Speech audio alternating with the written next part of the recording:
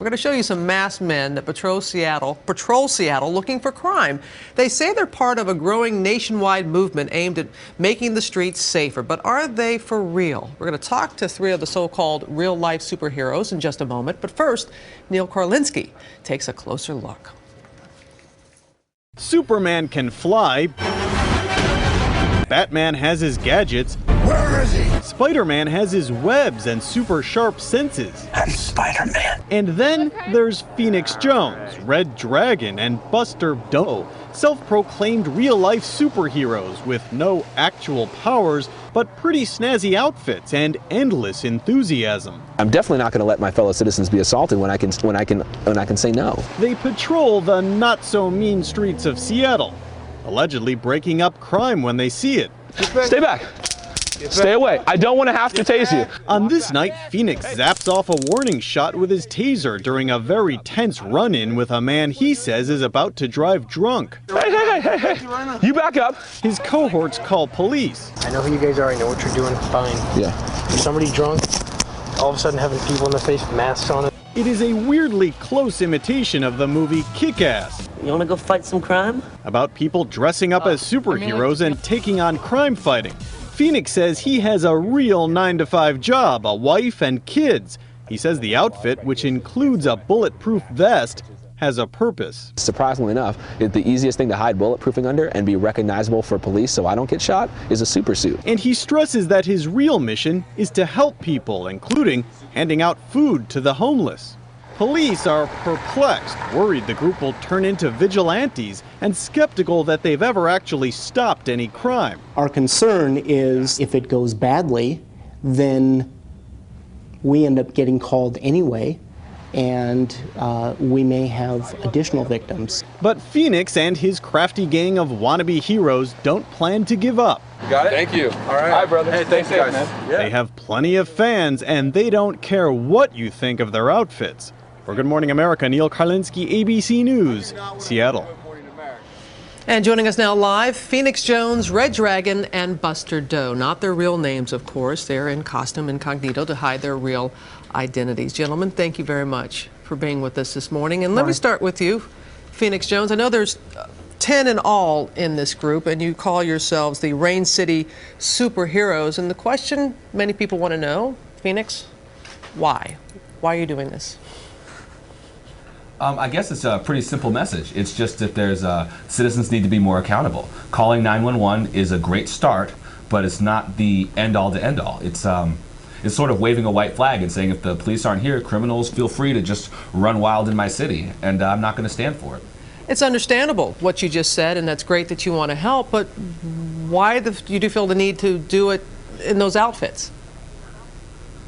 Well, I think it's a couple. I think it's a couple things. One, if you fight crime without the outfit, the police don't know who to look for. They don't know who's bad and who's good and who's doing what. This is a very noticeable outfit.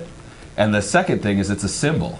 It tells people and drug dealers and criminals and anyone else that when you see this outfit and these group of people, we stand for a message. And the message is that we're against violence and we're against crimes that you're trying to do. So, right.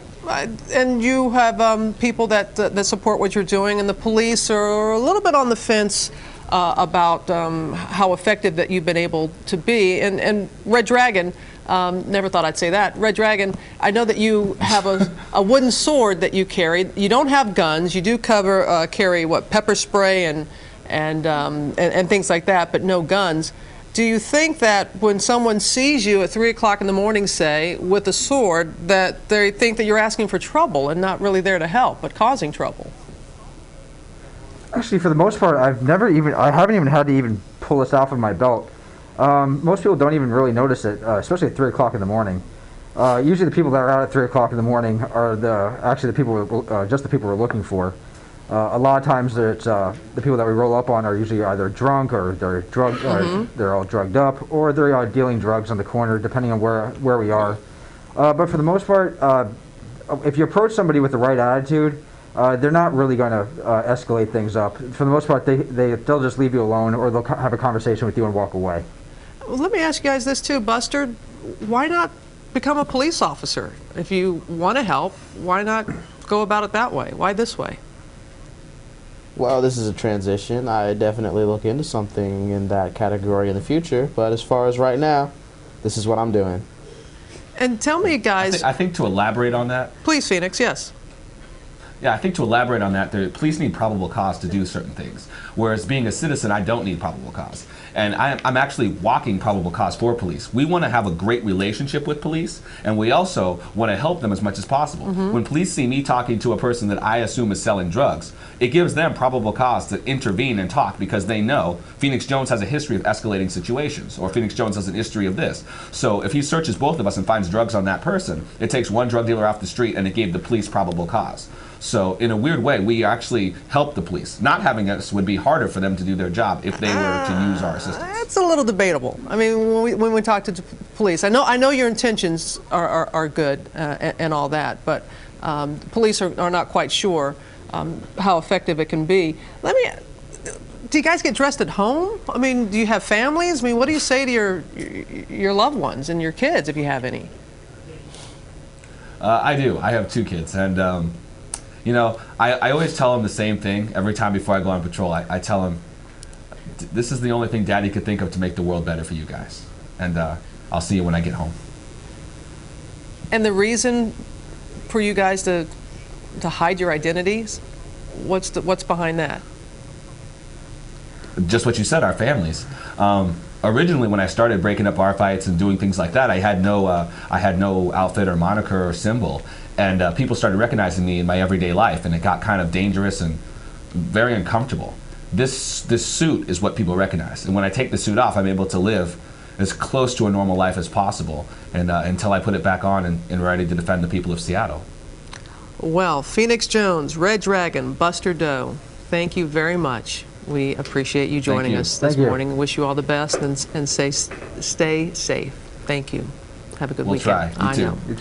And tell us what you think about these Cape Crusaders. Go to our shout-out board at abcnews.com/GMA and be sure to weigh in. Plus, see photos of other real-life superheroes.